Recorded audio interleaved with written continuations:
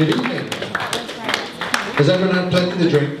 Excellent. It's going to be easier the more you've had of it. First of all, I'd like to thank you all for coming to the wedding today, much like the two speakers before me have already. It obviously means a lot to Adam and Danielle and Tim and Debbie and my dad and my mum that everyone can come and share this night with us, so thank you very much. I'd also like to take the chance to thank everybody who's actually worked to make the wedding happen today, in particular the bridesmaids who've added a real beauty and class to the event, as well as the ushers who, to be fair to them, have made the effort. They've got their mums to dress them this morning. And it would have been nice if you could have turned up sober as well, guys, but you can't have everything, I suppose. In fact, as part of the event, part of the agreement for them to be ushers, it was set that they couldn't look as good as the best man on the big day, so I think we can all agree that they've done that, so well, good job, guys. A round of applause for the ushers in the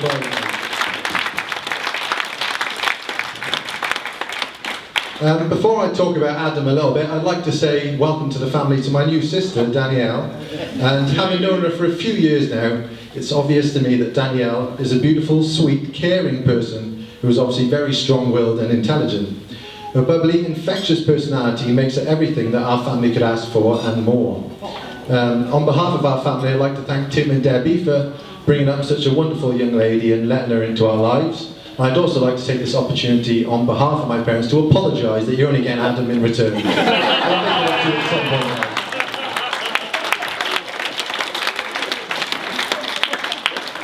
But now on to Adam. Adam Russell Slaughter. Born the 18th of January 1991 at the Royal Gwent Hospital in Newport. He'd been due on the 7th of January, but Adam being Adam, he took his sweet time in coming along. Something that would be pointed out to all of us in the family very, very much when he became a teenager, and every family trip took an extra half an hour as we had to wait for Adam, preening every inch of his hair with gel, as well as applying industrial-sized vats of Clearasil to his face. Now, I must admit that me and Adam didn't actually have the best of starts. And believe it or not, my very first memory as a child relates to Adam. I can remember being at home with my dad and my sister whilst my mum was in hospital giving birth to Adam. And I can remember screaming my head off at my dad, saying that my mum had been away for too long and we needed her back soon. My dad, doing his best to look after two young children and cook and clean and do everything else around the house whilst my mum wasn't there, said, "Don't worry, she'll be coming back soon, and when she does come back, you'll have a fantastic young baby brother." And I can remember screaming my head off and saying, "I didn't want a baby brother, I just wanted my mum back, so sorry about that." Thinking about it, that story probably relates more to just how bad my dad's cooking is, so... Ever since that bad start though, we have been the best of friends, and as Adam said, we've shared a bedroom and the same taste in films, TV shows, and just about everything else, to be honest with you. Thinking back through all those years that we shared that room, we can probably count on one hand the number of times we truly argued about anything serious, can't we? Adam did bring me a lot of fun and laughter as a child, and in particular, I can remember when he was growing up, he had a spate of not really remembering exactly where Brazil was in the world.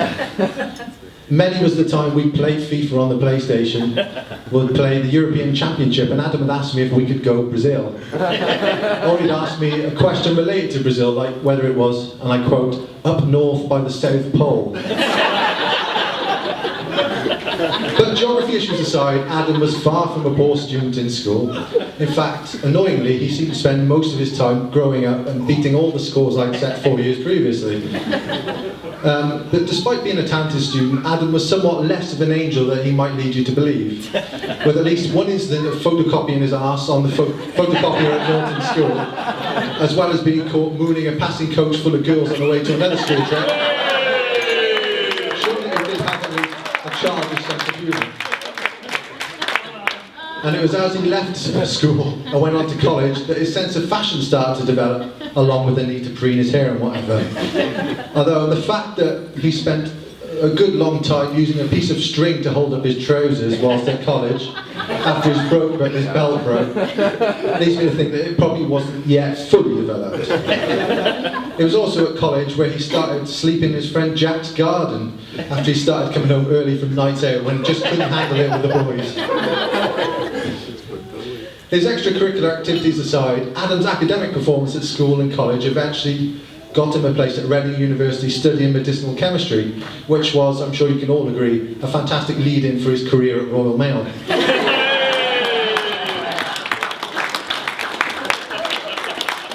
More importantly than his degree, it was in Reading that Adam met Danielle in what she once described to me politely as a skanky little club called Q Bar. Now, I've been told that Q Bar is known to locals as Reading's sexiest hotspot, so I can only assume that Adam's hair was at its most magnificent that night again. And with hair of that magnitude, I can assume that Danielle had no chance but to fall for him again. But in all seriousness, I think that the location of their first meeting should serve to remind us all that true love can appear anywhere at any time, even in skanky little clubs. And since finishing his degree and returning to Newport, Adam has settled down with Danielle, and as I'm sure many of you will know, they have a nice little house not too far from where the wedding was held this morning. In fact, apart from a weekend of debauchery in Prague last month for his stag do that saw him humiliated on more than one occasion, you'd be glad to know, life has been quite quiet and peaceful for him as he started to build his adult life with Danielle. I do hope you bought that Roman gladiator costume we got you for later on. In all seriousness, Adam is about as wonderful a friend, brother and human being as anyone could ask for. And I truly believe that he has found the one woman who brings out the best in him and makes him truly happy, which is all that anyone can really ask for their sibling. Hey.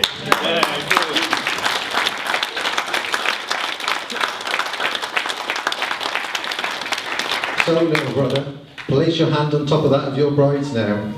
And remember this one piece of knowledge, this one piece of information that I can offer you now on your wedding day. And that is that after today, you will never again have the upper hand in your relationship. Ladies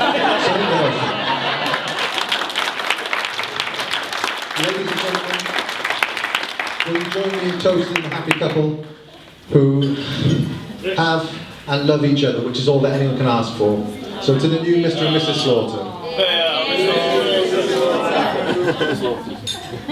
Hey!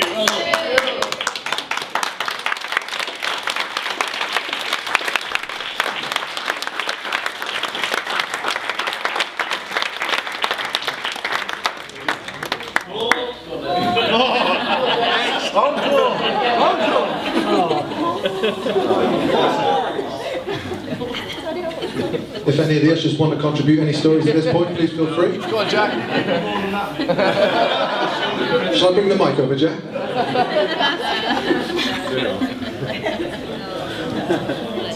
Well done. Well done, everyone. Yeah, fantastic.